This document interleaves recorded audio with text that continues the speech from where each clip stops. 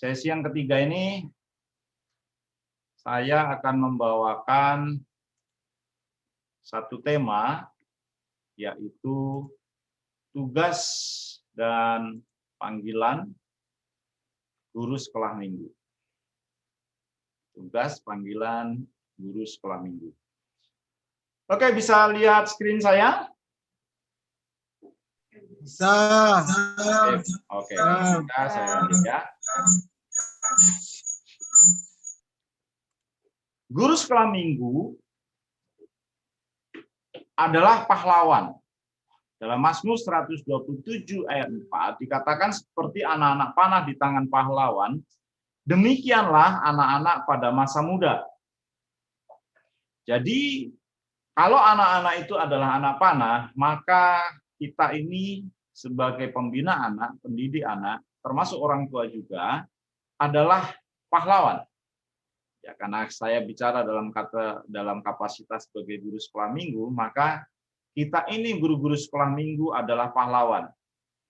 Kemarin kita sudah menemukan visi yang benar, fondasi yang benar dalam kita melayani, maka hari ini kita harus terpanggil dalam pelayanan ini. Nah, sebelumnya kita harus tahu bahwa kita ini adalah pahlawan. Pahlawan itu adalah dalam bahasa Ibrani dipakai kata gibor ya. Gibor atau pahlawan atau orang yang perkasa, pemberani, pejuang, pahlawan, orang yang memberi dampak. Daud dikategorikan sebagai pahlawan ketika dia mengalahkan Goliat. Karena bangsa Israel itu sedang ketakutan selama 40 hari. Goliat ini menantang orang Israel dan tidak ada yang berani.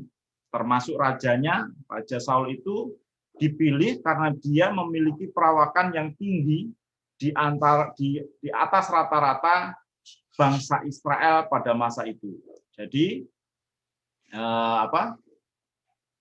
dia harusnya menjadi pahlawan yang gagah perkasa, tetapi dia menjadi takut karena Tuhan sudah meninggalkan dia karena ketidaktaatannya. Jadi ketika bangsa Israel ketakutan selama 40 hari, lalu mereka kedatangan seorang anak muda, masih remaja ya, masih belia.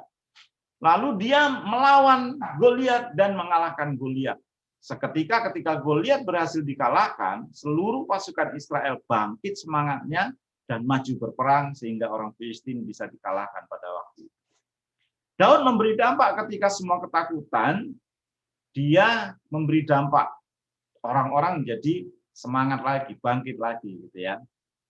Nah, kita menjadi seorang gibor, seorang yang memberi dampak, pahlawan, pejuang, kita ini tanpa sengaja atau tidak disadari oleh orang-orang, tidak disadari oleh gereja, tidak disadari oleh pemimpin jemaat, bahwa guru sekolah minggu itu banyak memberi dampak. Sebagai contoh, ketika anak-anak murid kita mengalami masalah dalam keluarganya, papa mamanya berantem, bahkan ada yang sudah mau bercerai gitu ya. Ribut terus. Pendeta tahu? Nggak tahu. Pemimpin jemaat tahu? Majelis tahu? Diaken tahu? Pengurus gereja tahu? Tidak ada yang tahu. Yang tahu siapa? Anaknya. Anaknya lihat mama papanya berantem, dia nangis, dia nggak tahu apa yang dia perbuat. Tapi ketika dia pergi ke sekolah minggu, lalu guru sekolah minggunya bilang begini, adik-adik, kalau di rumah kalian melihat mama papa bertengkar, mama papa ribut, di rumah seperti neraka, kalian masuk kamar, kalian berdoa, kalian boleh nyanyikan lagu ini. Pulihkan mereka, ku cinta papa dan mama, berkati mereka Tuhan, ini yang ku minta. Nah, ketika anak-anak ini tahu apa yang harus dia lakukan, kalau biasanya mama papanya ribut, dia ikut nangis, malah belain mamanya atau belain papanya, atau pokoknya nggak tahu apa yang dia perbuat, sekarang dia tahu apa yang harus dia perbuat. Dia masuk kamar, dia nyanyi. Jadi kalau perlu nyanyi yang lebih kencang, supaya yang lagi berantem merasa nggak enak ketika mendengar doamu. Nyanyi dia sungguh-sungguh, nangis dia berdoa buat mama papanya karena dia merasa sedih. Dan apa yang terjadi? Ketika doa anak-anak yang sungguh-sungguh ini didengar Tuhan, air mata anak-anak ini dilihat Tuhan, Tuhan membawa sesuatu perubahan di rumahnya. Mama papanya dipulihkan, ya, melalui kejadian, melalui firman, melalui apapun, akhirnya mama papanya dipulihkan, hidup rukun. Siapa yang tahu? Nggak ada yang tahu, tapi Tuhan tahu. Siapa yang membawa dampak kepada anak ini sehingga anak ini bisa membawa pemulihan di rumah. Ya, banyak cerita yang saya dapat ini, dan salah satunya saya abadikan dengan sebuah cerita bonbon. Itu saya selalu bawa kalau pas KKR anak, tentang pemulihan orang tua dan anak, tentang pemulihan hati, itu saya bawa cerita itu. Itu diangkat dari kisah nyata. Seorang anak yang berdoa setiap hari untuk papanya. Dan akhirnya papanya yang sudah lama tidak pulang-pulang, pulang ke rumah, mereka berdamai, mama papanya berdamai, meraih hidup baik, mereka melayani Tuhan sampai hari ini. Ya, luar biasa. Pendetanya tahu? Nggak tahu. Pendetanya tahu ketika mamanya nangis setiap malam, menangisi suaminya nggak pulang-pulang, nggak tahu. Tapi guru sekolah minggunya tahu, karena saya salah satu gurunya. Dan saya dan istri saya sering telepon-teleponan dengan mamanya. Ya, pendeta nggak tahu, tapi anak ini yang berdoa dan membawa pemulihan di rumah. Karena ada seorang guru yang berdoa dan membawa anak ini untuk berdoa buat papa mama. Doain papa mama setiap hari, minta malaikat supaya Tuhan bawa pulang papanya. Ya, jadi ada seorang kibor, ada seorang pejuang yang membawa pemulihan, membawa dampak dalam keluarga-keluarga di gereja kita. Nah, saya pengen kakak-kakak juga menjadi guru-guru yang berdampak, pahlawan-pahlawan berdampak buat anak-anak di gereja kakak masing-masing. Nah, untuk itu, seorang kibor ini dipersiapkan. Tidak ada pahlawan itu tidak persiapkan. Lalu ada yang bilang, Kak, tapi kan Daud bukan pahlawan, bukan prajurit. Dia tidak ikut pelatihan. Bagaimana mungkin dia dipersiapkan? Kalau kakak baca dalam 1 Samuel 17 ayat 34, di sana dikatakan, hambamu ini biasa bertarung dengan singa, beruang, serigala, binatang-binatang buas yang akan mengganggu dombaku. Kalau dombaku diserang, aku tangkap itu mulutnya, aku pukul dia, aku keluarkan domba itu dari mulut binatang buas itu. Daud dilatih sama Tuhan. Tuhan sendiri yang mempersiapkan Daud di padang. Setiap hari hidup dalam bahaya. Tapi Tuhan menyertai dia. Itu sebabnya dia bisa berkata, Tuhan gunung batuku, Tuhan perlindunganku, Tuhan penjagaku. Kenapa? Karena Tuhan yang mempersiapkan dia. Sehingga ketika dia menghadapi Goliat, musuh yang sesungguhnya di medan perang, dia bisa mengalahkannya. Nah, kakak-kakak juga dipersiapkan oleh Tuhan. Kalau ketika mengalami masalah dalam pelayanan, dalam rumah, dalam apapun, mungkin Tuhan sedang mempersiapkan kita. Nah, melalui training ini juga kakak-kakak dipersiapkan, dan saya rindu kakak-kakak juga nanti di gereja kakak-kakak mempersiapkan guru-gurunya. Karena kalau guru-guru tidak dipersiapkan, mereka tidak bisa menjadi pahlawan yang terampil. Ketika menghadapi anak yang nangis, anak yang berkebutuhan khusus, saya harus apa? Aku bingung gitu ya. Malah ikut nangis gitu kan. Saya berapa kali KKR anak, gurunya ikut nangis. Loh kok gurunya ikut nangis? Iya Kak, karena firmannya juga ngena ke saya loh. Kan mestinya gurunya dipersiapkan dulu. Sehingga ketika tema itu diangkat, dia menjadi mentor, dia menjadi pendamping anak-anak. Bukan dia yang nangis gitu ya. Bukan dia yang ya nggak apa-apa, tapi mestinya dia sudah dipersiapkan dulu. Jadi mari kita persiapkan diri kita. Kita ini adalah pahlawan-pahlawan yang harus dipersiapkan ya. Oke.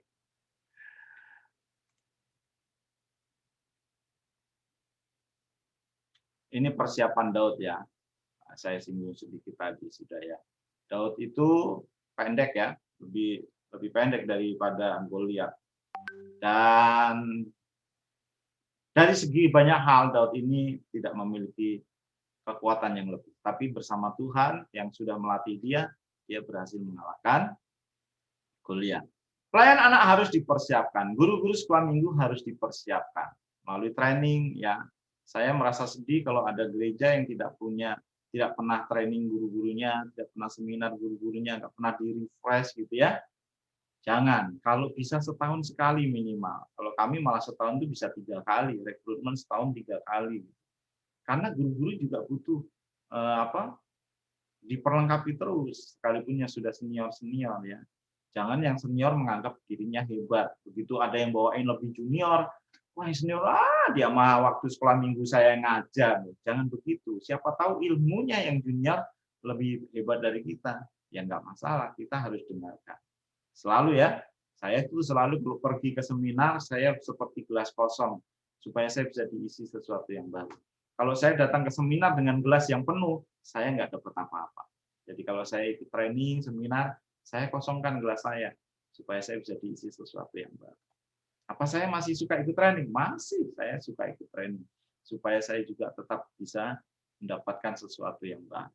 Gitu ya. Jadi mari kita persiapkan guru-guru kita dengan baik. Pelayan-pelayan anak harus dipersiapkan. Nah, personality guru yang harus dimiliki ketika dia dalam persiapan, kira-kira seperti ini ya, kira-kira. Ada beberapa, ada 7 paling tidak yang KI ditulis di sini, dan ini tidak doktrinal ya, jadi semua gereja bisa menerima.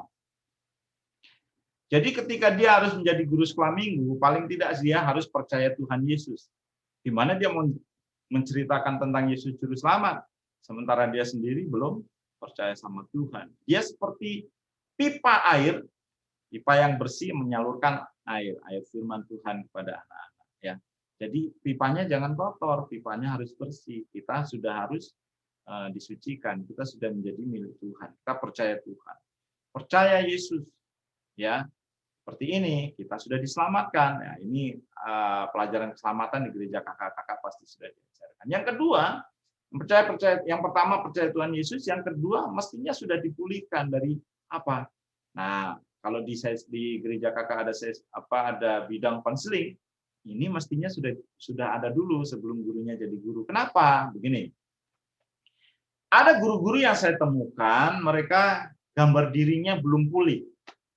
Luka hatinya belum pulih.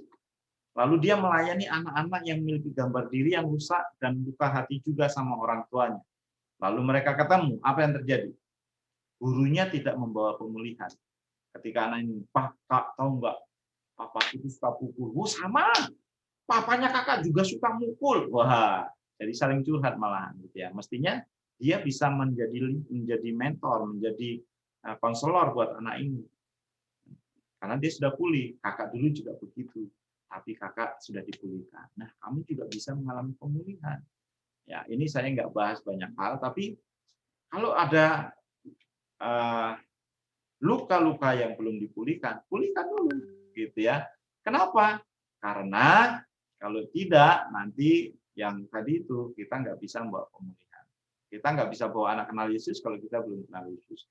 Kita nggak bisa pulihkan anak-anak yang generasi milenial ini, generasi Y, Z, Alpha, ini generasi yang rentan, mudah patah, mudah luka. Beda dengan zaman kita dulu, kita digebukin kayak apa, nggak mempan gitu ya, nggak sakit, nggak nyimpen dendam sama orang tua. Tapi anak sekarang dibentak, dipukul dikit, itu bisa sakit hati luar biasa. Bahkan sampai ada yang mau bunuh diri, merasa orang tuanya jahat. Nah, anak-anak yang mudah rusak gambar dirinya ini, ketemu guru yang sudah dipulihkan, dia bisa membawa anak ini mengalami pemulihan. Ya.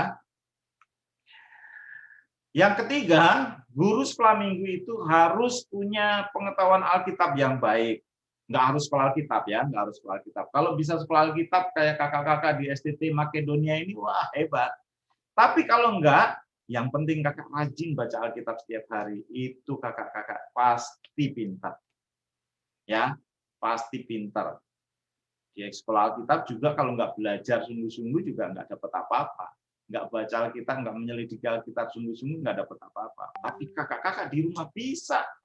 Ya, baca Alkitab. Selain Alkitab ini memulihkan kita sendiri, setiap firman Tuhan berguna untuk mengajar, menyatakan kesalahan, memperbaiki kelakuan di orang dalam kebenaran. Nah, firman ini juga bisa membawa pemulihan kepada anak. Ya, kita sudah diajar dulu ketika baca Alkitab, lalu mempersiapkan bahan ajar. Nah, itu sudah diterapkan dalam diri kita. Nanti bisa kita pakai untuk mengajar anak-anak, karena kita sudah menghidupinya. Dari situ kakak-kakak bisa menjadi orang-orang yang tahu tentang Alkitab. Ya jangan sampai anaknya lebih pintar dari gurunya. Ketika gurunya baru ngomong begini, adik-adik, hari ini kakak mau cerita tentang Daniel. Wah, langsung ada yang teriak, wah, aku tahu kak, nanti Daniel itu dilemparin ke dalam gua singa kan kak, di lubang singa kan kak, di kandang singa kan kak. Wah, gurunya nggak jadi cerita. Kenapa? Anaknya udah ngerti semua, gitu ya. Nah, itu salah satu nanti ada di trik bercerita gimana mengakali yang seperti itu. Nah, lalu ada juga yang nggak rajin baca Alkitab, anaknya lebih pinter, tahu pengetahuan lebih dalam, gitu ya. Nanti dia ngasih pertanyaan-pertanyaan yang sulit. Kemarin di sesinya Kayu di kelompok kecil, ada anak-anak yang nanya, gitu ya. Kenapa? Kenapa Tuhan Yesus itu mesti lahir di Palestina? Kenapa Tuhan Yesus itu waktu itu cuma ada di Israel, padahal di Indonesia ini banyak orang, gitu kan? Kayu bicara tentang sejarah, lalu baca tentang Alkitab. Kenapa sih Tuhan Yesus mesti untuk orang Israel? Nah, itu nanti dijawab ketika kita memahami Alkitab dengan benar, kita mengerti tentang Alkitab dengan baik.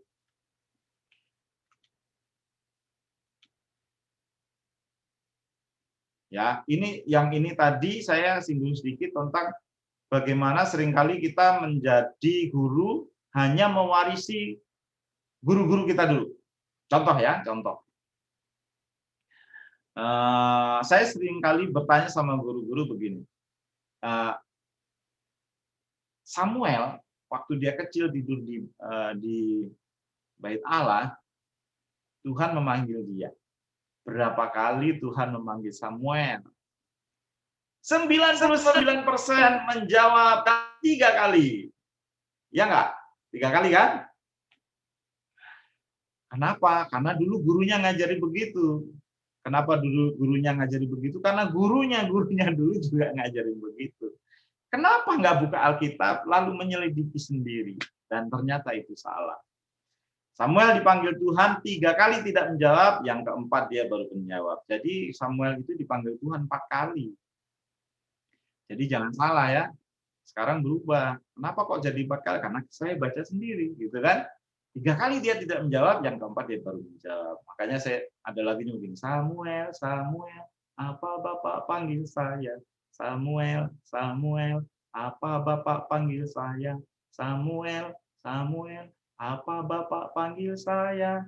Samuel, Samuel, berbicaralah Tuhan, gitu ya. Jadi 4 kali ya. Jadi nanti kalau ada kuis Alkitab jangan 3 kali lagi. Lalu bangsa Israel mengelilingi tembok Yeriko berapa kali? 7 kali, Kak. Kok 7 kali? Ya kan, guru saya dulu ngajari 7 kali. Lalu kakak ngajarinya ke anak-anak juga 7 kali. Kakak sesat. Kemarin dibilang yang menyesatkan anak dikalungin batu pilangan, lempar ke laut ya. Ya, jadi ketika kita baca Alkitab, kita menemukan, Kak, itu ada lagunya juga loh, umat Israel berkeliling kota 7 kali keliling tembok Yeriko. Salah. Jangan dinyanyiin lagi. Yang benar 13. Hari pertama 1 kali, hari pertama sampai hari ke-6 itu 1 kali. Jadi ada 6 kali, lalu ditambah hari ke-7 7 kali. Jadi jumlahnya ada berapa? 13. Jadi umat Israel keliling tembok Yeriko itu 13 kali, bukan 7 kali. Ya.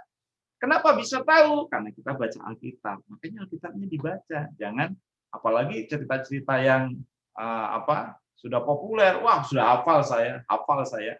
Padahal ketika kita membaca Alkitab, kita bisa mendapatkan sesuatu yang baru. Ya, nanti Kak Yudi singgung di sesi bercerita.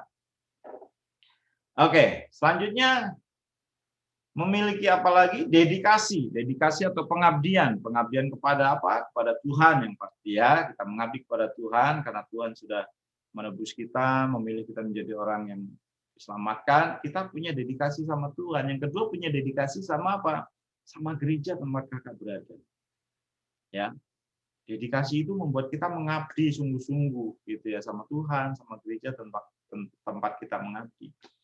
Jangan baru sebulan satu gereja nggak betah pindah lagi ke tempat lain, nggak betah pindah lagi ke tempat lain, itu nggak bisa mengabdi ya. Orang yang biasa mengabdi, mendedikasikan hidupnya untuk Tuhan, untuk organisasi yang dia layani, dia orang yang bisa dipercaya ya. Jadi dedikasikan hidup kita. Lalu yang kelima, guru itu memiliki integritas dan keteladanan. Integritas itu apa sih? Integritas itu karakter yang baik lah kira-kira gitu ya. Kalau dia bilang A, ya A. Kalau di gereja dia ngomong A, nanti di luar dia ngomongnya juga A. Di gereja dia bilang nggak boleh ngomong kasar, di luar dia tidak boleh ngomong kasar. Ya, istilahnya ketika dia tidak dilihat orang pun, dia tetap teguh menyimpan kebenaran, itu punya integritas. Dan itu menjadi teladan buat anak-anak. Ya, di gereja, wah adik-adik nggak boleh ngomong kasar, nggak boleh ngomong kotor. Wah, begitu pulang dari gereja, di parkiran, motornya disenggol temennya, dia wah ngomong kasar. Adiknya di belakang dia, kakak, tadi di gereja baru ngajarin nggak boleh ngomong kasar. Kakak ngomong kasar sendiri, gitu ya. Nah, itu nggak punya integritas. Ya, jaga integritas kita supaya kita bisa menjadi teladan. Karena anak itu adalah peniru ulung. Bukan kata-kata kakak yang mudah diingat dan diteladani dia, tapi perbuatan kita yang mudah diteladani sama mereka. Kalau nggak percaya yang sudah punya anak, terutama yang masih balita, nanti di rumah coba buka pintu atau tutup pintu lemari pakai kaki. Tunggu aja beberapa hari, anaknya pasti ngikutin. Kenapa? Karena mereka peniru. Ya, makanya berikan teladan yang baik buat anak-anak. Berikan teladan yang baik kepada anak-anak ini, supaya mereka juga bisa menjadi teladan di rumah mereka. Oke, berikutnya penampilan. Wah, penampilan juga ini Kak diatur, bukan diatur ya. Penampilan ini juga mesti saya singgung, karena di dalam penampilan kita pun akan ditiru anak-anak. Anak-anak nggak cuma meniru apa yang kita ajarkan, tapi apa yang kita lakukan dan apa yang kita pakai. Ya, terutama yang kelas-kelas kecil itu masih meniru banget. Saya pakai sendal apa itu, sendal Nabi lah istilahnya. Itu anak nangis di rumah minta dibeliin sendal seperti Kak Yudi. Nah, gitu kan? Coba kalau kita punya penampilan yang tidak baik, mereka tiru gimana? Ya, seyogianya guru sekolah minggu rambutnya jangan gondrong buat yang laki-laki, apalagi dikepang-kepang gitu ya. Jangan lah ya, jangan pakai tato, jangan pakai apalagi ya, anting gitu ya. Karena itu buat kita di Indonesia itu masih dianggap tidak baik. Jadi lebih baik tidak pakai. Yang perempuan juga begitu, pakailah pakaian yang baik, jangan belah dadanya terlalu rendah seperti ini. Nanti repot kalau pas pimpin ujian, pas nunduk-nunduk pakai gerakan, wah nanti nggak jadi pakai gerakan tapi sibuk ngurusin pakaiannya. Jadi ada gereja-gereja yang straight banget, guru sekolah minggu juga harus pakai kemeja, lengan panjang, pakai dasi yang laki-laki gitu ya.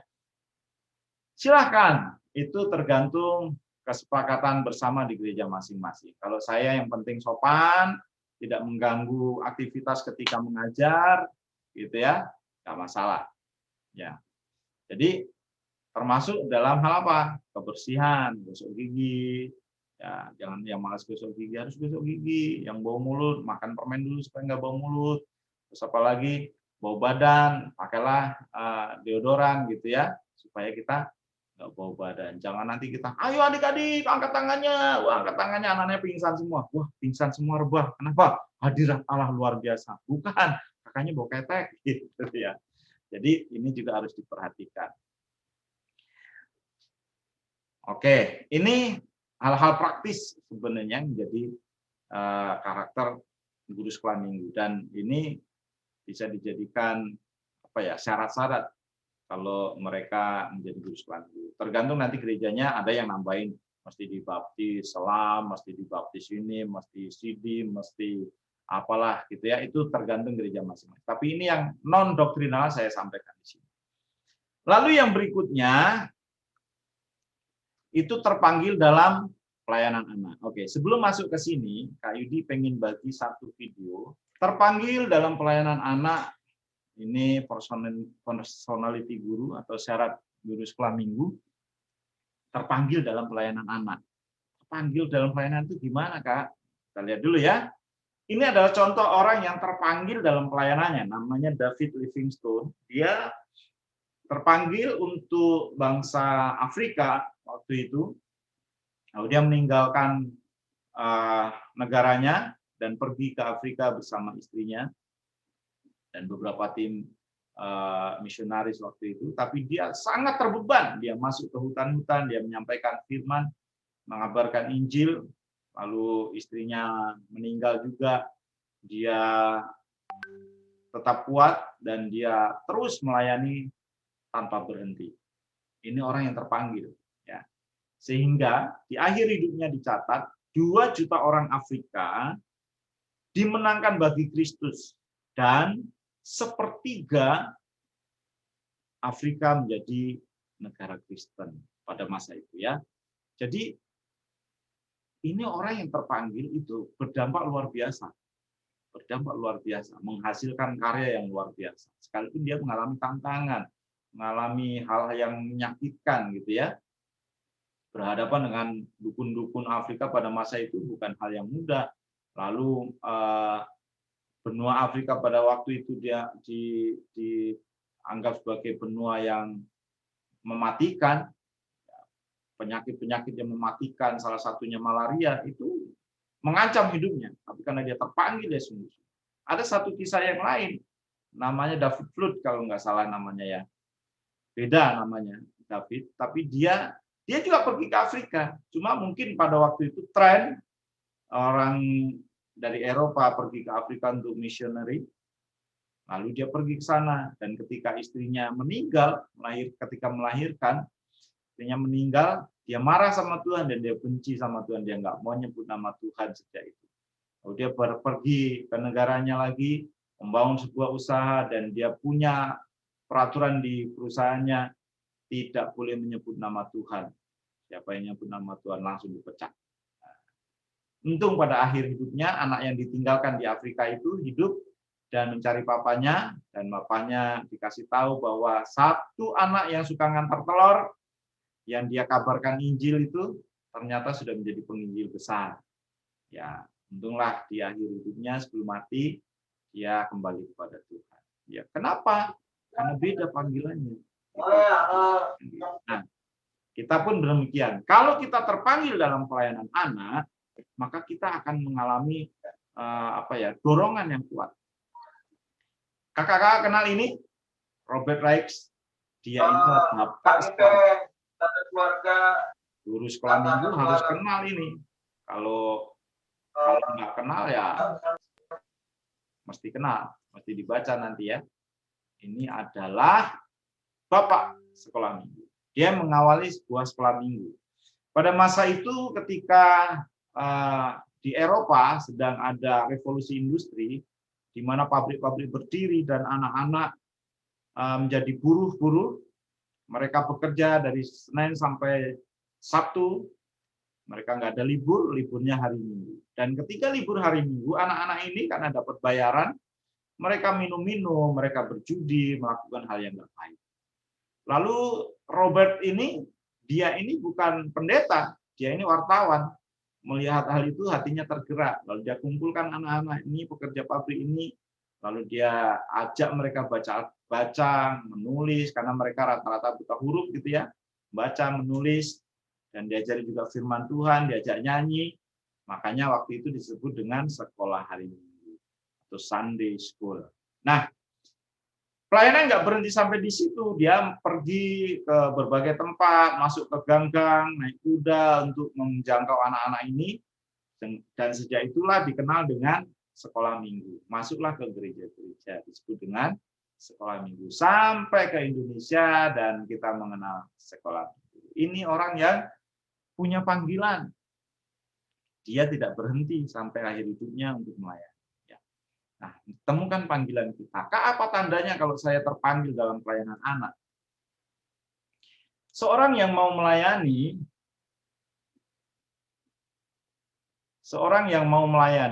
melayani Tuhan harus memulainya dengan keyakinan akan panggilan Tuhan atas hidupnya. Gitu ya, atas hidupnya. Sorry, share screen-nya kok hilang. Harus punya panggilan. Dia, bagaimana kita tahu kita dipanggil Tuhan? Harus, ini dia, yang pertama, mati tertanam supaya menghasilkan buah ya. Value-nya, kita ambil value-nya ya. Saya nggak tafsir ini karena ini ayat ini ditujukan kepada Yesus, tapi saya ambil value-nya, nilainya. Yohanes 12 ayat 24. Aku berkata kepadamu, sesungguhnya jikalau biji gandum tidak jatuh ke dalam tanah dan mati, ia tetap satu biji saja. Tetapi jika ia mati, ia akan menghasilkan banyak buah. Kalau di konteks orang Indonesia, kakak bisa pakai, kalau satu biji salak, atau satu biji apel, atau satu biji jeruk ini tidak jatuh ke tanah, lalu mati, dikubur di situ, dan tumbuh, tertanam di situ, dia tidak menghasilkan buah. Value-nya yang bisa kita ambil adalah ketika kita mau mati tertanam di situ, maka kita akan menghasilkan buah. Nah, ini yang seringkali tidak disadari. Kita tidak memahami prinsip ini, bahwa ketika kita melayani, itu harus mati tertanam di situ. Karena kalau enggak, nih, kakak nanam pohon jambu atau pohon jeruk lah di satu pot. Lalu kakak pindahin lagi seminggu kemudian ke satu pot lagi. Lalu pindahin lagi ke tanah, dikembaliin lagi ke pot lagi, apa yang terjadi? Pohon jeruknya mati. Tidak tumbuh, tidak berbuah. Sama, kalau kakak melayani di satu tempat, makanya kalau di tempat kami, guru sekolah minggu harus benar-benar mati tertanam kalau mau melayani anak. Ya, beda kalau gerejanya masih terbatas, kakak bisa rekrutmen terus, supaya menemukan guru-guru yang mau mati tertanam. Nah, kalau mereka sudah mati tertanam, itu akan gampang untuk melakukan banyak hal ya. Makanya kalau saya disuruh training, kak ajarin ini, ajarin itu, tunggu dulu. Kakak, saya mau siap ngajarin teknik, ngajarin banyak hal, tapi saya minta di sesi pertama itu ditanamkan ini, tentang visi dan panggilan. Biasanya saya jadikan satu sesi. Cepat aja gitu ya. Kenapa? Karena saya percuma ngajarin main sulap rohani, ngajarin baloning, ngajarin alat peraga, ngajarin pujian, ngajarin banyak hal. Kalau gurunya tidak punya panggilan, tidak mati tertanam, sia-sia, nggak ada gunanya, ya kan? Gurunya nggak akan bisa melakukan banyak hal kalau dia nggak mati tertanam. Dan ini juga terjadi pada pemimpin jemaat tidak mengerti hal ini. Kita menempatkan sekolah minggu hanya untuk jaga anak saja, agar nggak ganggu kebaktian umum. Udahlah, yang penting ada sekolah minggu, yang penting anak-anak nggak ribut, yang penting anak-anak nggak ganggu ibadah. Atau yang penting ada ibadah sekolah minggu aja, ya itu di sesi pertama kita kemarin bahas, pentingkah pelayanan anak. Nah, kalau kita mau terpanggil di sini, kita mati tertanam, ya kita harus benar-benar sungguh-sungguh mati, udah nggak mau kemana-mana di situ aku melayani. Kenapa sih?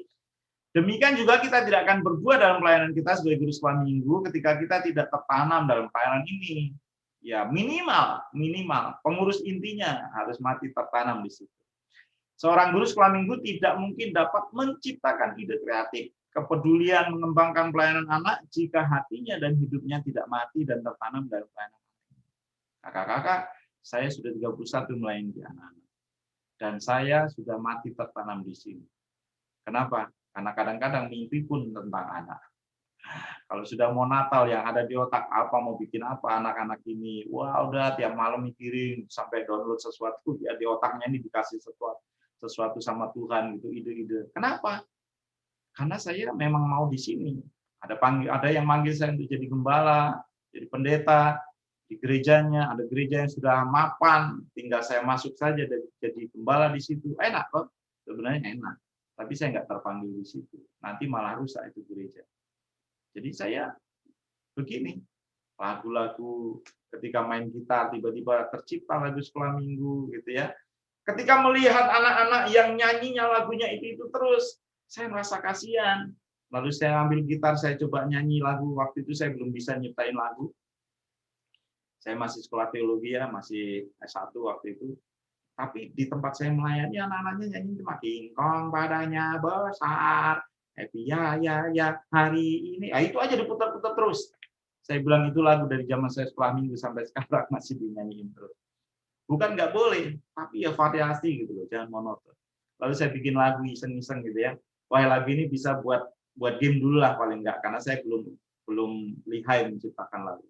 Saya bikin lagu yang pertama itu lagunya sekolah minggu paling Yahud, anak-anaknya imut-imut. Ya, kakak-kakak mungkin pernah dengar lagu itu ya di YouTube. Di mana. Nah, saya bikin itu anak-anak senang, Kak, lagi Kak, bikin lagu. Saya bikin lagi, gitu ya. Kalau saya nggak mau terjun di situ, nggak sungguh-sungguh, saya nggak akan mendapatkan itu.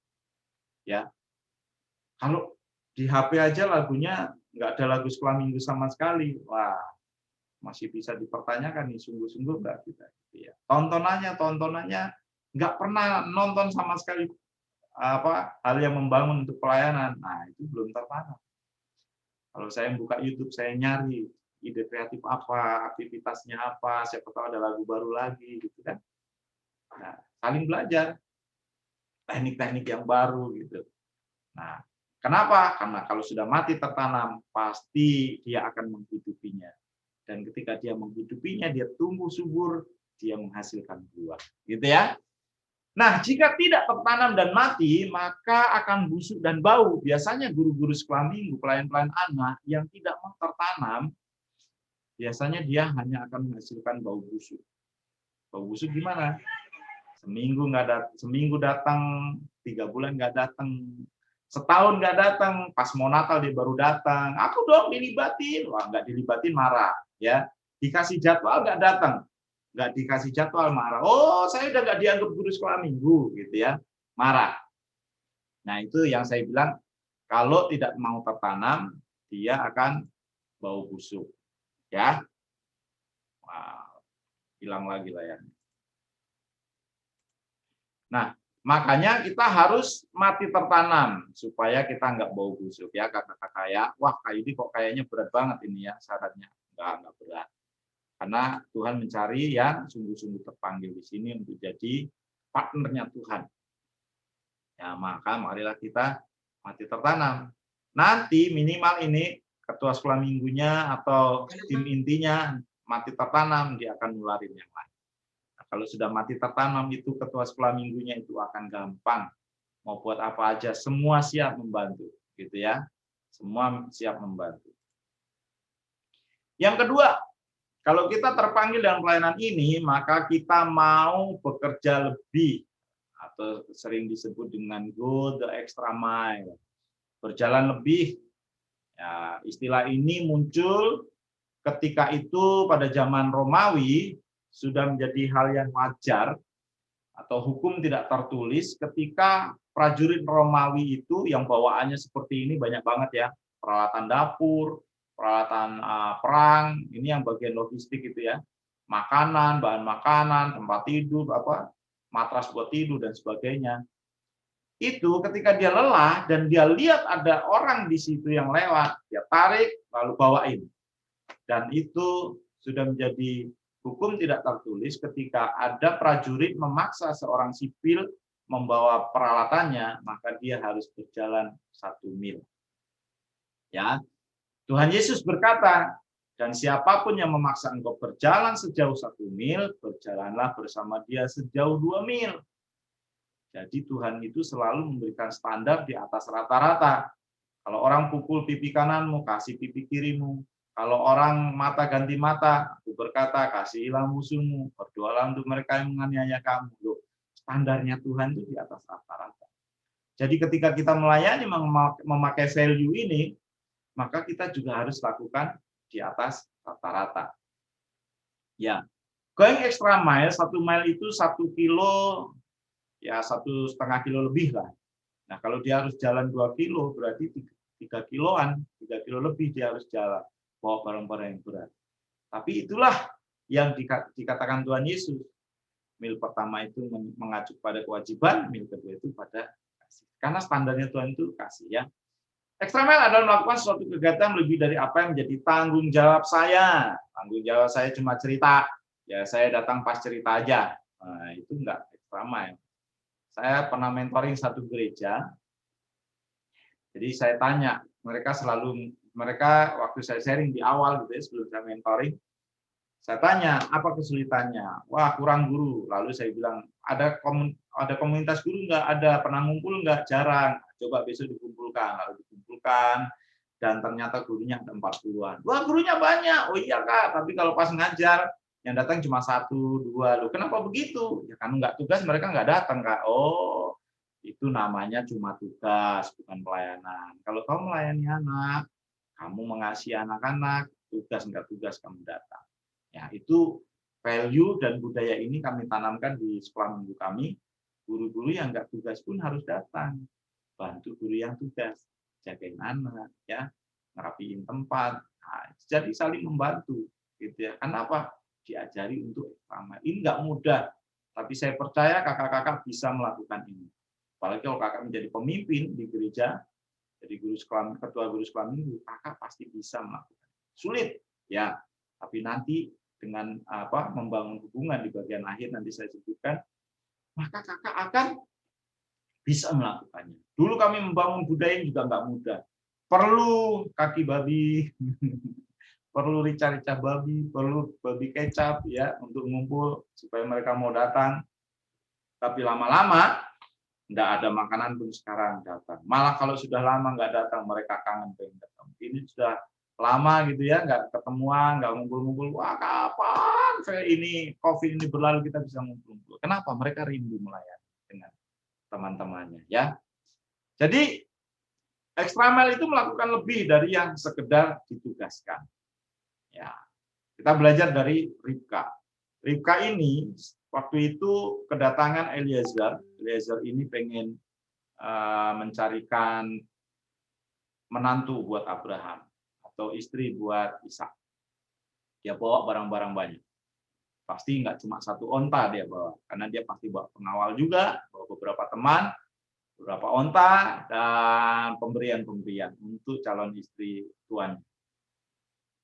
Ketika dia lelah, di situ ada sumur, dia pengen minum tapi dia nggak punya timba. Lalu dia ada seorang gadis datang di situ, dia tanya, Nona, bolehkah aku minta minum? Gitu ya. Lalu dia kaget ketika mendengar jawaban si Ribka. Tuan, bukan cuma Tuan, saya akan berikan minum buat Tuan sampai puas, tapi onta-onta Tuan juga akan saya kasih minum. Coba bayangin, kalau satu onta itu minumnya berapa liter tuh? Ada yang bilang 200 liter ya. Karena dia simpan airnya di itunya, tempat penyimpanan airnya. Bayangin kalau dia minum sampai puas, itu onta, ya taruhlah 200, ya udah nggak usah 200 liter, 100 liter aja. Berapa banyak dia harus nimbah si Ribka ini untuk onta-onta. Taruhlah kalau ontanya ada 5, kalau 10, itu luar biasa sekali yang dilakukan Ribka. Cuma diminta minum, tapi dia berikan lebih. Dan apa yang dia dapat? Dia dapat pemberian-pemberian, dia menjadi menantu Abraham.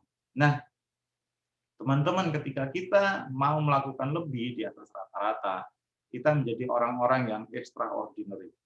Kita menjadi orang-orang yang di atas rata-rata. Nah, standar Tuhan kan selalu di atas rata-rata. Ya, lakukan lebih.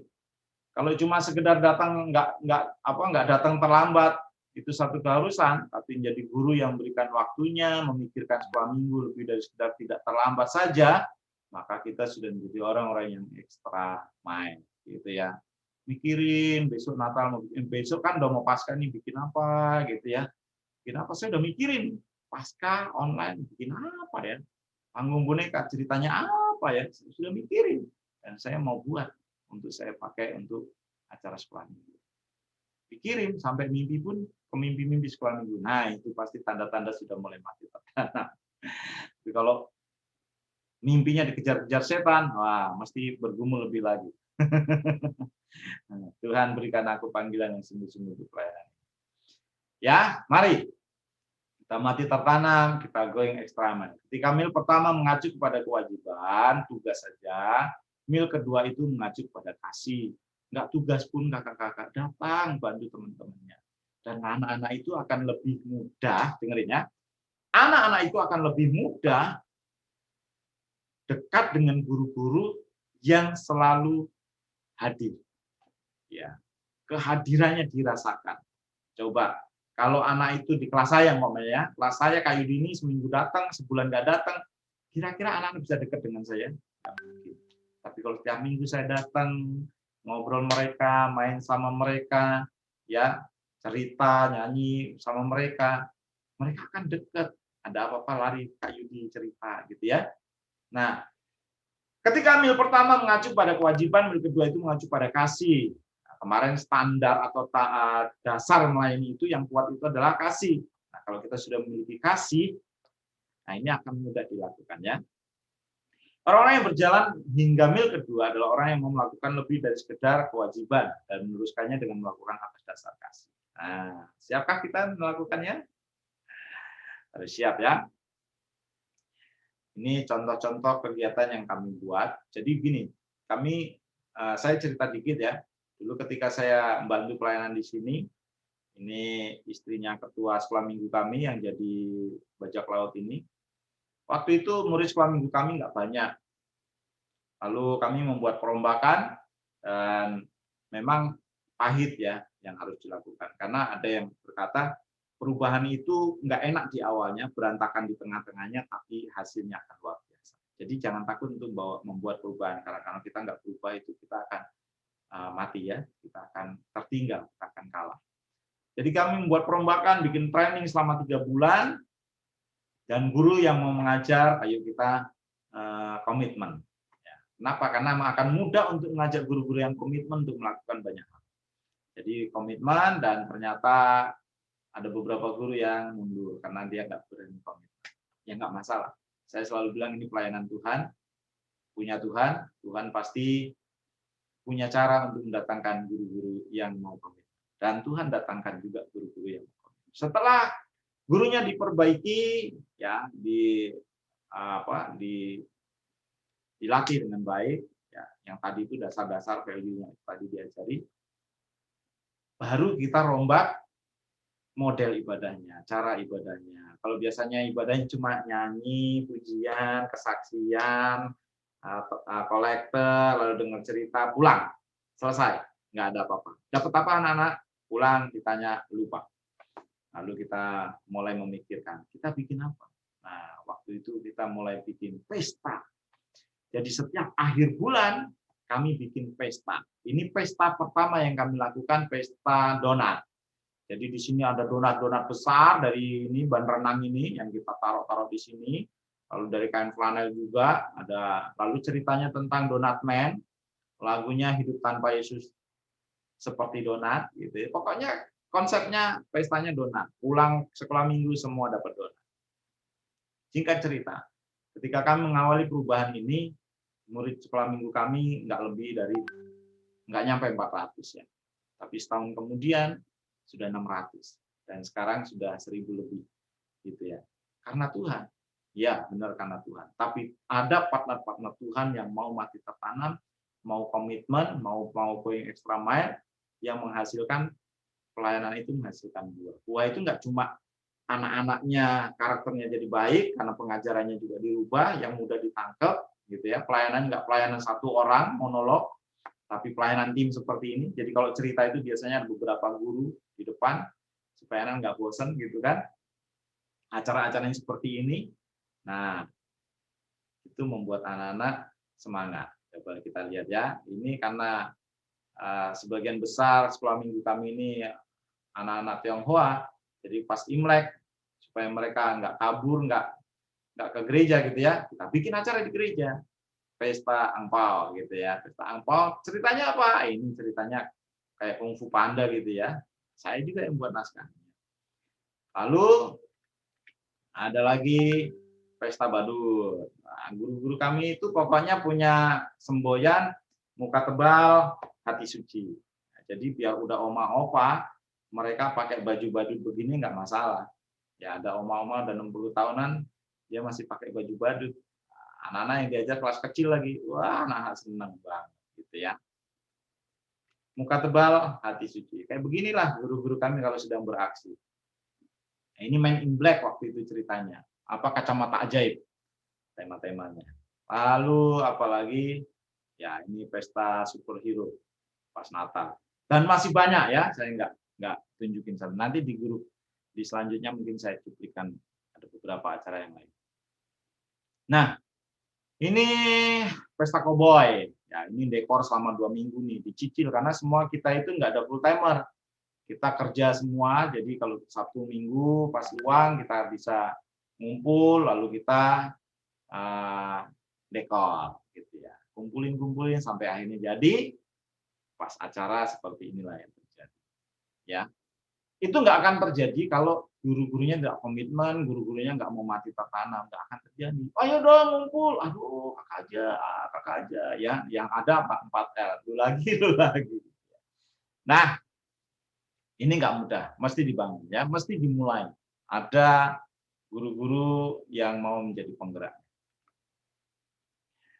Siapkan tanah yang subur. Jadi ketika kita melakukan extra mile tadi itu untuk apa sih? Untuk menyiapkan tanah yang subur. Anak-anak itu adalah benih yang diberikan sama Tuhan. Ya, ditaruh di sekolah minggu kita harus buat mereka bertumbuh subur dan menghasilkan buah. Anak adalah benih, sekolah minggu kita adalah tanahnya. Suasana atmosfer yang sanggup menunjang kehidupan kita bisa bertunas, kebiasaan ibadah, hati, lagu, kultur, dan budaya yang dikembangkan, value yang kita pegang itu yang menghasilkan biji tadi bisa bertumbuh subur. Ya, nah seperti ini nih. Ini suasana ketika ada pesta permen.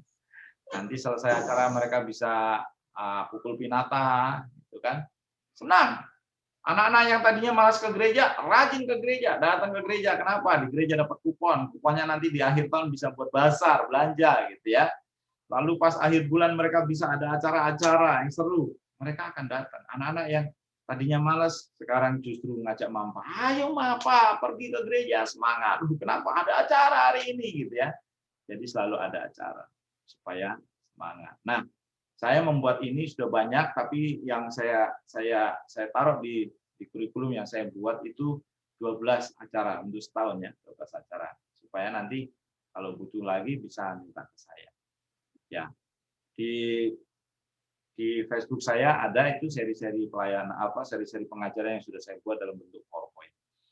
Ada seri 1 sampai seri 3. Di situ ada acara-acara seperti ini saya tuliskan di bagian seri kedua. Yang ketiga, kalau kita terpanggil kita mau membangun hubungan, ya, membangun hubungan dengan siapa? Yang pertama pasti dengan Tuhan.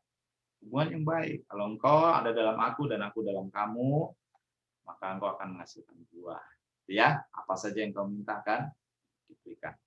Bangun hubungan dengan tim pelayanan, bangun teamwork yang solid. Ya, jangan sendirian. Kalau sendirian terus capek, cepat matinya. Tapi dengan tim itu hal yang sulit pun bisa kita kerjakan bersama-sama. Kita gotong bersama-sama, kita selesaikan bersama-sama kalau ada masalah. Jangan gontok-gontokan, harus unity. Unity itu nggak harus sama ya, unity itu nggak harus sama. Contohnya kalau kakak menggotong sesuatu, kan nggak semua umpamanya gotong meja nih berempat, kan nggak semua pakai arah ke kanan, ada yang ke kiri, ya kan? Nah, itu seperti itulah unity, seperti kita sedang menggotong meja, memindahkan meja berempat. Unity itu nggak harus sama, tapi harus saling melengkapi. Yang pintar nyanyi, dia tahu bagian jadinya song leader. Yang pintar admin, jangan dipaksa kalau dia nggak bisa ngajar. Ya, biar dia ngurusin admin. Kalau dia yang ngurusin admin, beres. Yang pintar event, udah serahin dia di bagian event, jangan dipaksa-paksa hal lain. Yang pinternya, yang hobinya menyambut anak, dan dia sangat bisa diterima anak, kasih dia. Supaya kita saling melengkapi. Gitu ya. Jangan dipaksa semua cerita, kalau memang dia nggak bisa cerita.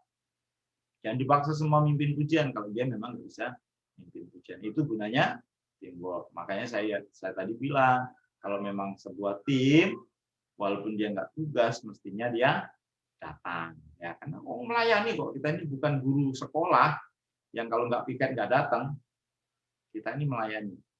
Ya, bangun hubungan dengan anak-anak, membangun hubungan dengan anak itu yang kunci yang pertama adalah selalu hadir, kehadiran. Ya, be present, selalu hadir.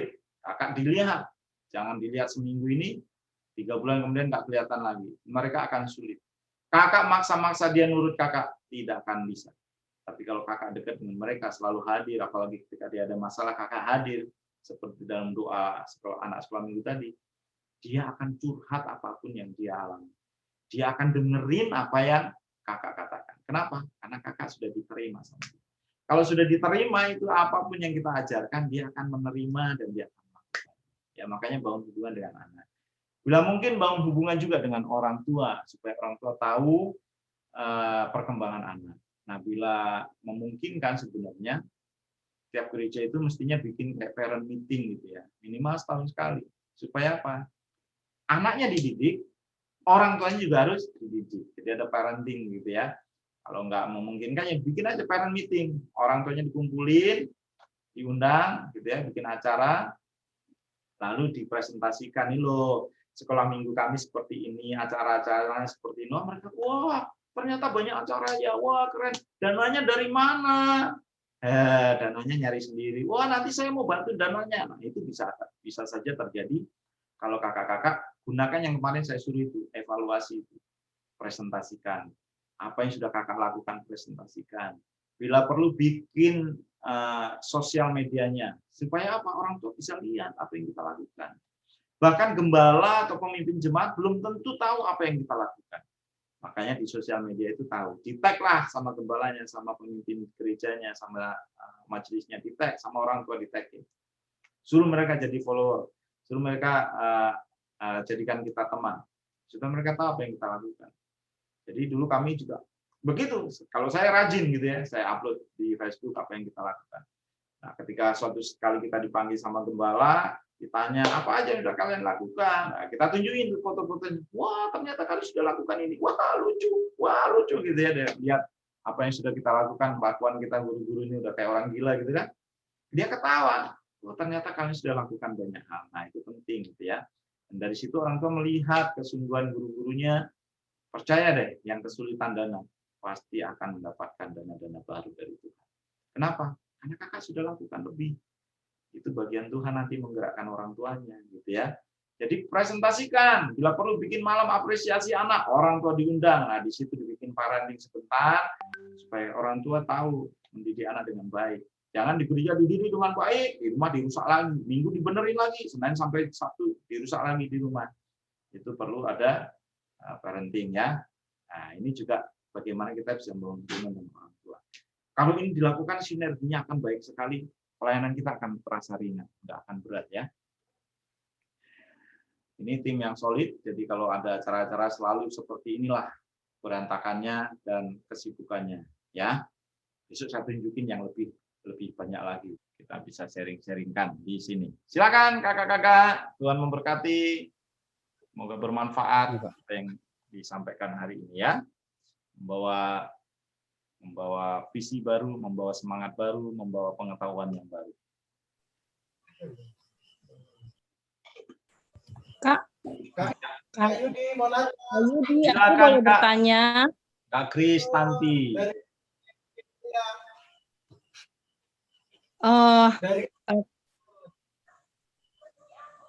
Ya Kak. Oke, Kak Yudi, ya. Aku mau bertanya.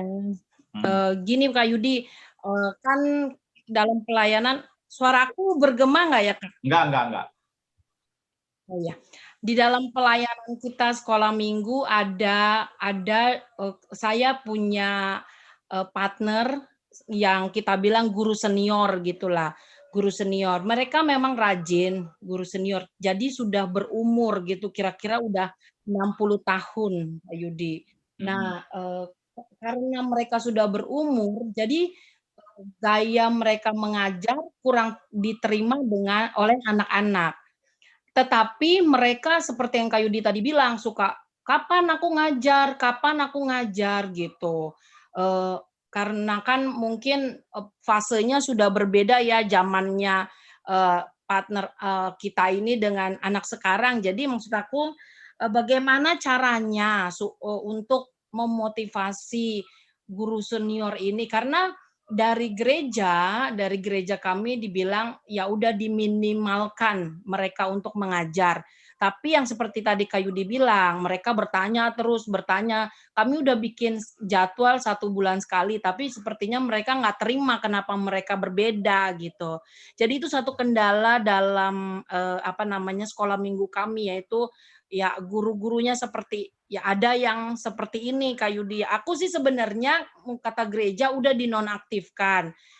Sepertinya nggak tega gitu, karena biar bagaimanapun mereka ingin untuk melayani anak-anak. Cuman cara mereka untuk melayani sepertinya kurang pas. Apa yang harus kami partner mereka lakukan agar anak-anak bisa menerima teman kami ini gitu loh, senior kami ini dalam mengajar. Terima kasih Kak Yudi.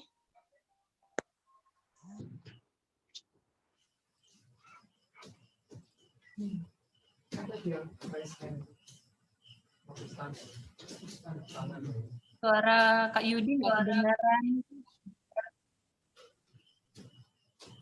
Oke, nah budaya nggak enak itu seringkali yang membuat kita pelayanannya jadi nggak maju, gitu ya. Makanya supaya enak ke depannya, buatlah semacam apa ya, pelatihan dulu. Sesudah pelatihan buatlah, karena kalau mereka nggak diperlengkapi, terus mereka tidak dijadwal, tidak dibolehin pelayanan, nah itu tidak fair juga. Tapi kita fasilitasi dulu. Kayak tadi saya bilang ya, saya bikin pelatihan 3 bulan setiap Sabtu gitu ya.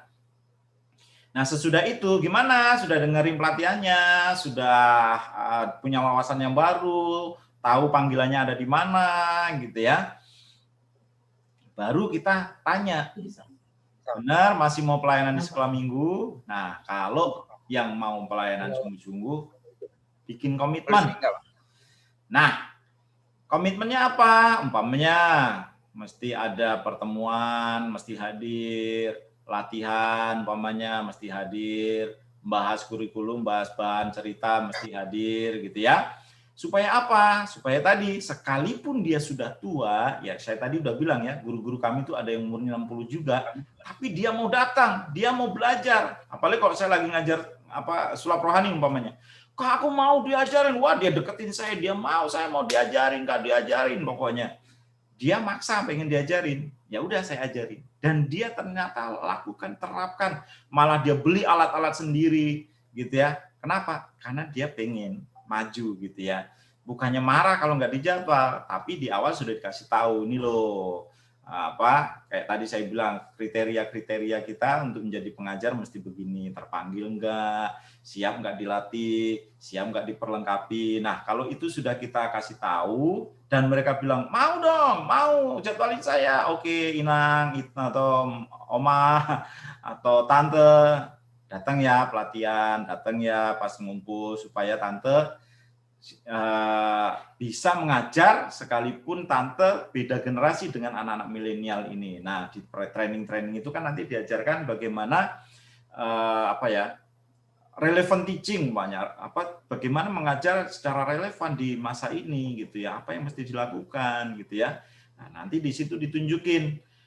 Nggak bisa ngajar model dulu, gurunya cuma duduk pegang Alkitab, ayo anak-anak dengerin, bubar anak-anaknya gitu ya. Jadi mereka juga mesti dikasih wawasan.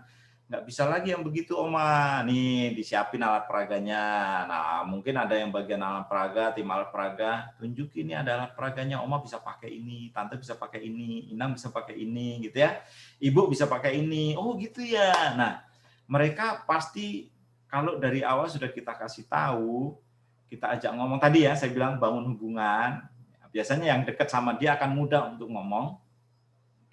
Nah itu mereka pasti akan terima, mereka pasti akan tahu. Nah ada juga guru-guru yang sudah tua dan kalau ngajar nggak bagus, lalu kita kasih tahu, mau nggak ngajar lebih baik lagi. Kita ikut nanti ya, kita bikin training bagaimana bercerita dengan baik. Dan ketika dia ikut pelatihan itu dia bilang, aku ternyata nggak bisa jadi pencerita yang baik. Ya udah, nanti ibu jadi pemain peran. Nah, seneng banget dia main peran, pakai jubah-jubah, pakai alat perlengkapan yang lucu gitu. Dia senang. Oh ya sudah, memang dia bagian di sini. Jangan dia ngajar, jangan dia ngomong di depan. Jadi banyak hal yang bisa kita lakukan Kak untuk membuat mereka yang melayani tapi di-upgrade gitu ya. Jangan juga orang mau melayani terus di-stop. Nggak boleh. Kau sudah tua, nggak boleh melayani. Jangan ya. Tetap dikasih upgrade supaya mereka bisa, kecuali mereka nggak mau ya. Kalau sudah nggak mau ya nggak mau. Ya gimana? Daripada menghalangi pelayanan, gimana? Tetap mau ikut ya. Bikinlah aturan-aturan gitu ya. Aturan yang tidak untuk mengebiri pelayanan, tapi aturan yang untuk membuat pelayanan lebih baik. Jadi semua harus ikut karena ini untuk kebaikan pelayanan bersama. Gitu ya Kak Kristanti ya. Nanti kalau perlu Makasih, kakak Kak boleh Yudi. undang saya, kita ngobrol-ngobrol aja gitu, by Zoom atau apa, supaya kasih wawasan juga boleh ya. GWKP Tanjung Priuk kan pernah ngundang Iya, kakak. betul. Pernah. Oke deh, Kak Yudi. Ya, Thank Kak. you. Nanti ngobrol-ngobrol. Emang mesti begitu, Kak. Nggak boleh cuma setahun sekali, mesti sering-sering ngumpul, bahas-bahas lagi, supaya dapat wawasan baru. Ya, mumpung masih online, kita bisa nge-zoom sama-sama. Ya, kemarin juga ada satu gereja yang dulu saya mentoring. Kak Yudi, sudah lama nggak ketemu, gimana kalau kita nge-zoom? Ayo, saya mah siap. Yang penting di atas jam kerja ya, jam 6 sore gitu, mau ngajak saya nge-zoom sama guru-gurunya, silakan. Ayo, Kak Yudi nggak menolak. Kalau Kak Yudi bisa, Kak Yudi pasti akan mau ya, ngobrol-ngobrol. Oke, ada lagi?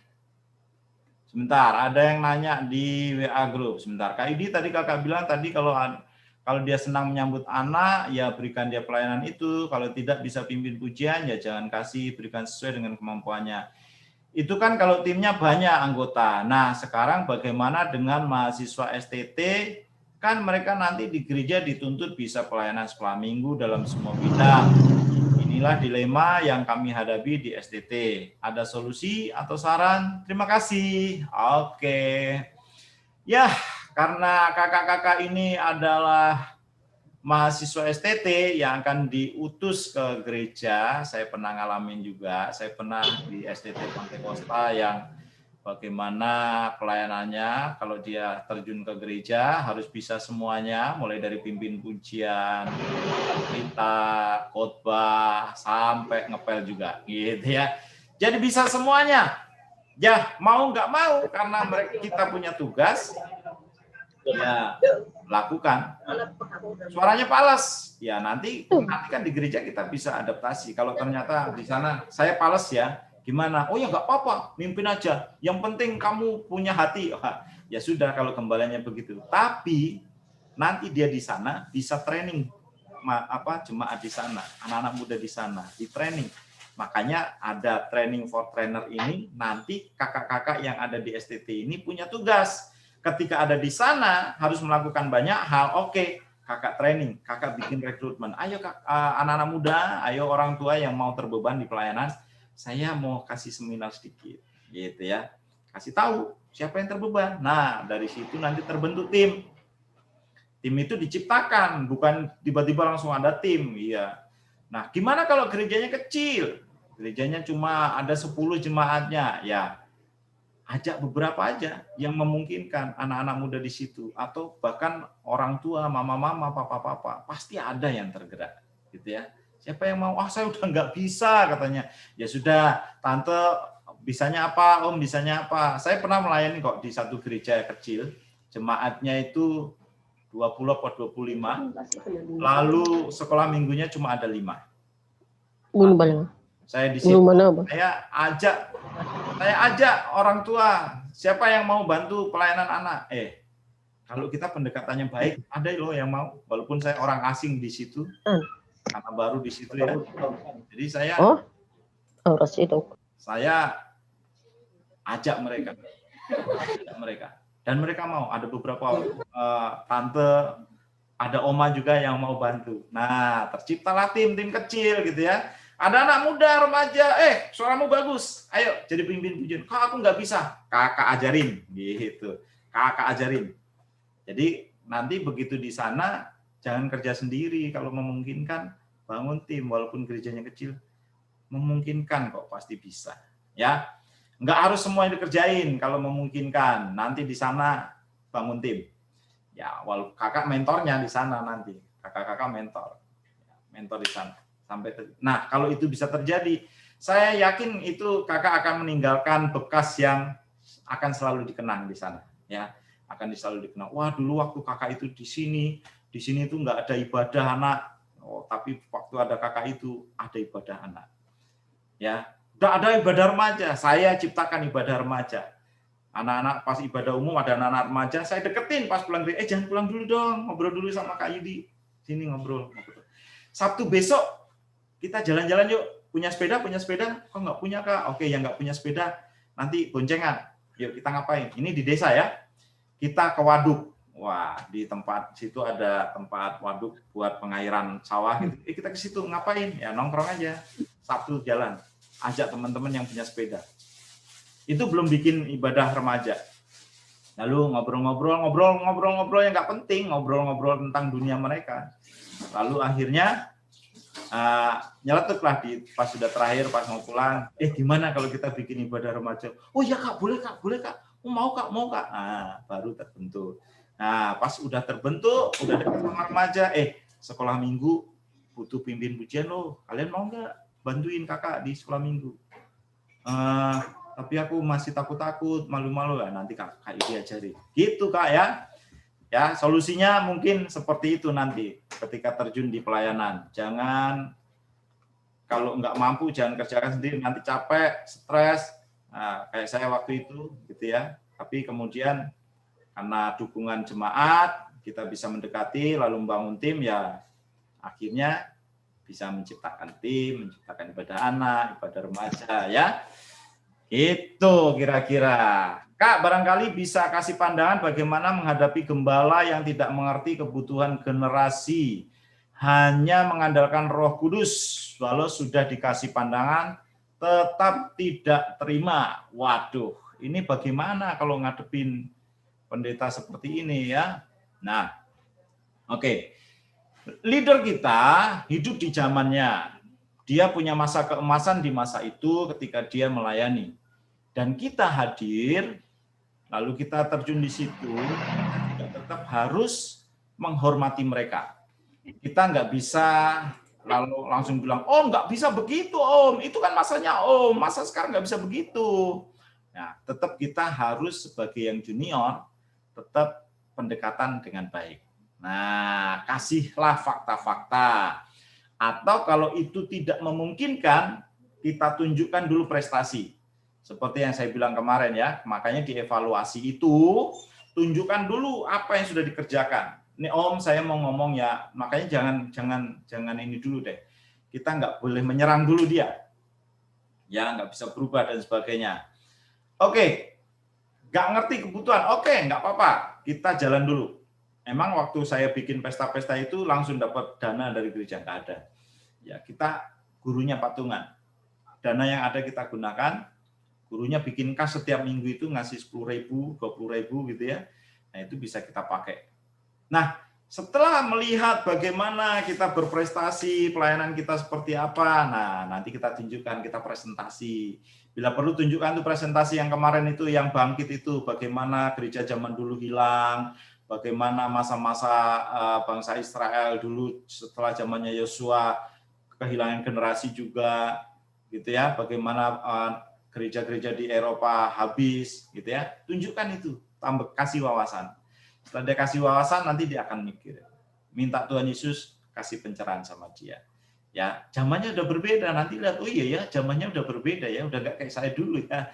Biar wawasan itu yang mengubah paradigmanya pemimpin jemaat kakak, gitu ya. Jangan diserang dulu, kita tunjukkan prestasi, kita presentasi, kita kasih wawasan, pendekatan yang baik. Saya yakin dia suatu saat akan mengerti dan akan terbeban. Ya, itu pergumulan banyak sekolah minggu yang setelah gembalanya atau pemimpin jemaatnya itu mendapatkan wawasan, mereka berubah. Termasuk tempat kami. Ya, wawasan itu yang mengubah mereka. Bagaimana mereka bisa mengerti kalau tidak ada yang mengajar? Bagaimana mereka bisa tahu kebenaran kalau tidak ada yang ngasih tahu? Nah, makanya kasih tahulah supaya mereka mengerti dan punya wawasan yang baru, gitu ya. Kira-kira begitu dulu ya. Oke Kak, masih ada lagi? Ada dari saya, Kak Yudi. Silakan Kak Feder.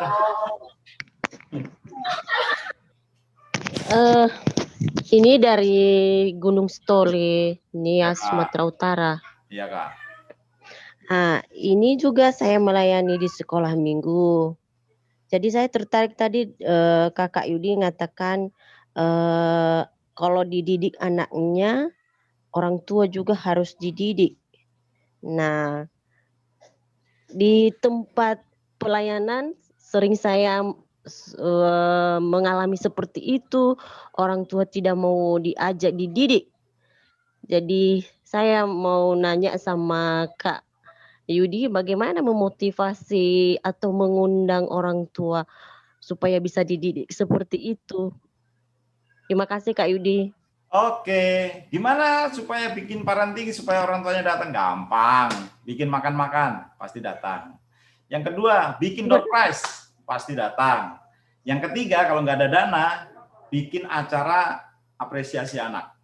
Ya, dari anak tuh, anak-anak tampil, pasti orang tuanya datang. Nah, sebelum anak-anak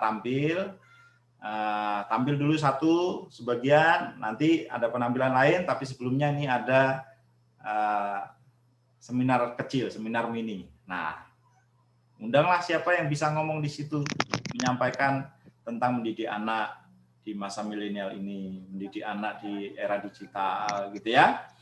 Nah, dari situ nanti orang tuanya akan dapat wawasan, gitu ya. Baru nanti penampilan lagi. Itu kalau nggak ada dana. Tapi kalau ada dana, bikin makan-makan. Yo, mama-mama, papa-papa, diundang. Kita ada kumpulan orang tua, parent club. Nanti ada makan-makan loh, gitu. Ada babi guling, wah datang dia pasti datang, gitu ya. Biasanya kan gitu. Yang menyatukan kita itu makan-makan sama hadiah, gitu kan. Nah, bikin begitu, seperti itu. Tapi kalau nggak ada, coba dibuat yang saya tadi usulkan, malam apresiasi. Malam apresiasi itu anak-anak tampil, karena kalau anak-anak tampil orang tuanya pasti datang, ya. Atau mentok-mentok nggak ada acara, kita bikin apa? 17-an. 17-an kan pasti rame tuh. 17-an, sebelum 17-an kita seminar sedikit ya, habis itu kita lomba-lomba. Nah, itu pasti datang mereka. Nah, gitu ngakalinya. Ya kita memang mesti pinter-pinter sih, motivasi mereka bukan mau dengerin seminar, tapi mau dapat hadiah. Tapi paling tidak ketika mereka datang dengar wawasan tadi, mereka akan mikir, oh gitu ya cara didik anaknya. Oh kok aku dulu nggak begitu? Ya dulu beda zamannya, sekarang zaman era digital gitu ya. Itu ya Kak ya. Nanti berdoa siapa tahu ada yang ngirim babi Kak, bikin makan-makan, ngumpul orang tuanya. Oke. Oke Kak Yudi, terima kasih. Sama-sama Kak. Oke, sementara itu ya kakak-kakak. Jangan lupa absen Yudi ya. tanya Kak Yudi. Ya, masih ada? Kak Yudi boleh tanya ya. Oh boleh Kak Winda. Dari Brau, Kalimantan. Wah jauh Ya, ini. Silakan. Kalimantan Timur. Kak Yudi nanya nih, ini mungkin kendala yang terjadi di semua gereja ya. Kita biasanya guru-guru sekolah minggunya itu sangat terbatas jumlahnya. Kalau yang hadir di sini mungkin kita bisa tanya di setiap gerejanya pasti bisa dibilang kekurangan guru sekolah minggu gitu. Jumlah kita sangat terbatas. Nah, kira-kira Kak Yudi bisa memberikan kami tips bagaimana kami bisa merekrut guru-guru sekolah minggu begitu. Nah, saya sedikit cerita beberapa waktu yang lalu nih saya share di grup jemaat. Siapa yang terbeban, ayo bergabung bersama kami melayani sekolah minggu. Yang daftar cuma 2, Kak. Begitu. Jadi kira-kira tips apa Kak? Bagaimana kita bisa merekrut guru-guru sekolah minggu yang baru begitu? Jadi jumlah kita bisa lebih banyak gitu. Apalagi biasanya di setiap gereja kan jumlah anak-anaknya banyak, tetapi guru-gurunya sangat terbatas. Itu aja Kak. Terima kasih Kak Yudi. Oke. Nah ini juga yang kami alami dulu ya. Jadi begini. Yang pertama yang bisa kita lakukan rekrutmen. Rekrutmen itu memang nggak selalu harus banyak, makanya rekrutmennya jangan cuma setahun sekali, minimal bikin setahun 2 kali, gitu ya. Lalu bisa pendekatan ke kemana? Kalau ada ibadah youth, ke ibadah remaja, mereka bisa dilibatkan. Lalu seperti yang saya bilang kemarin, bikin video-video bagaimana pelayanan anak, gitu ya. Supaya apa sih? Untuk pamer. Kok pelayanan pamerin? Memang dipamerin, harus. Kenapa? Tunjukkan bahwa kita sudah melakukan ini, melakukan itu. Kan pelayanan nggak boleh begitu. Ya, sekarang begitu. Ya, sekarang begitu. Kenapa? Itu juga yang harus kita tunjukkan kepada dunia bahwa kita eksis, kita ada. Gitu ya.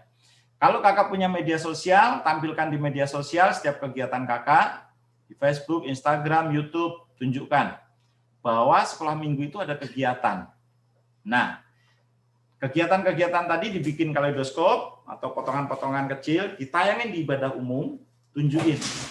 Pelayanan ini membutuhkan tenaga, dan kita kekurangan tenaga. Siapa yang terbeban? Nanti mereka lihat, oh ternyata kerjaannya banyak ya guru sekolah minggu. Ya ampun, gurunya cuma dikit. Berarti mereka selama ini capek dong ya, gitu ya. Nanti pasti akan ada mama-mama, papa-papa yang akan tergerak, anak-anak remaja, pemuda yang akan tergerak. Nah, yang kedua, kenapa mereka nggak mau bergabung? Karena mereka pikir di sekolah minggu membosankan, gurunya nggak ngapa-ngapain. Nah, makanya tadi yang saya bilang, bikinlah acara-acara supaya mereka melihat, oh ternyata sekolah minggu itu gurunya juga hidup gitu ya. Nggak cuma datang pas ibadah sekolah minggu aja.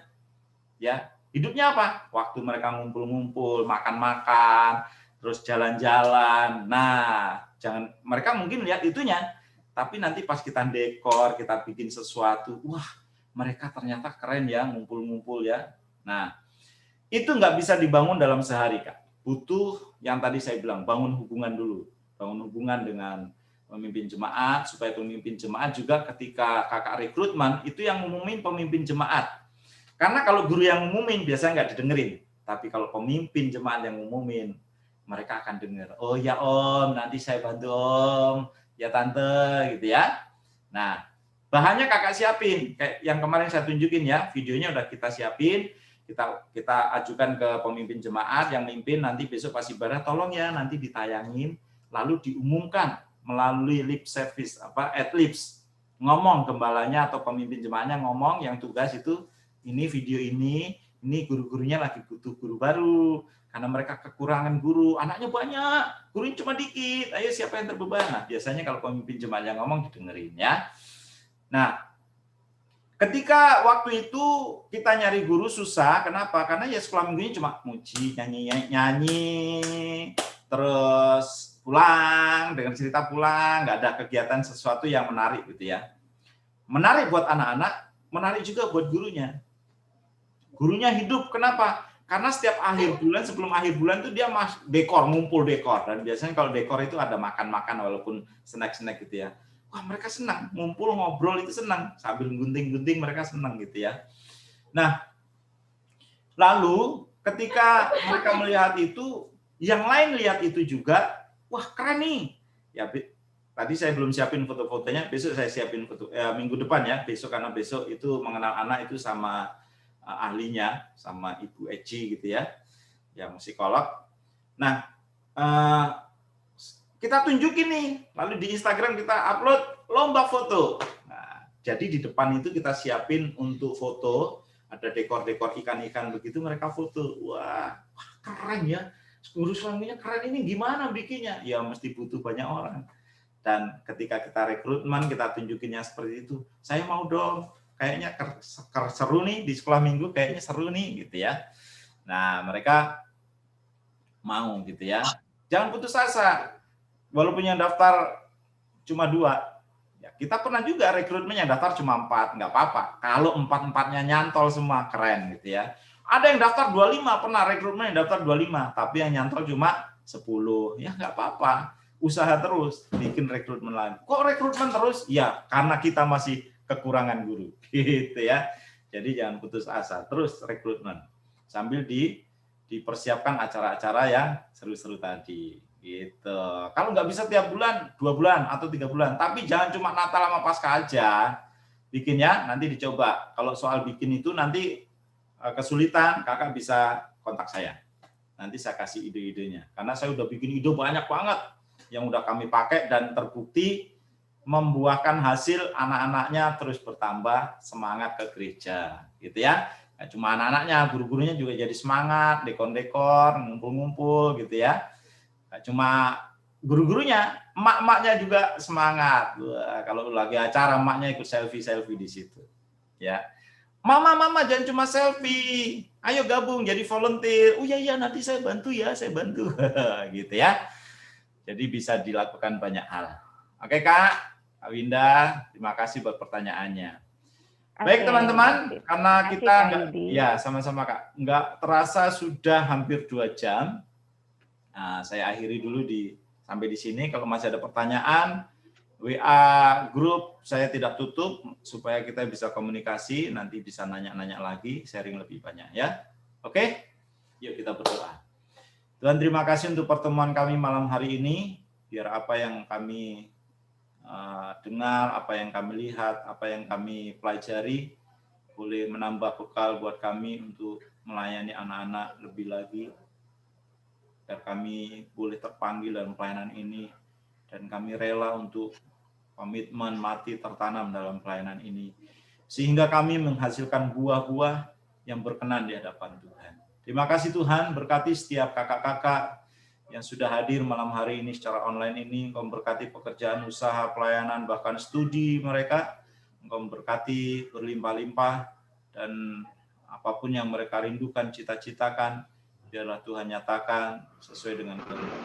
Terima kasih Tuhan, kami besok akan bertemu lagi.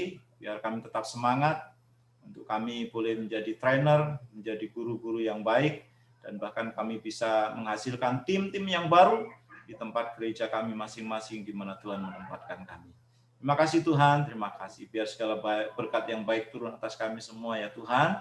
Sepanjang malam hari ini, kasih sayang-Mu Tuhan melingkupi kami, sehingga besok kami boleh melayani, boleh beribadah bersama dengan sahabat-sahabat seiman kami. Terima kasih Bapa, terima kasih. Dalam nama Tuhan Yesus kami sudah bersyukur dan berdoa. Amin.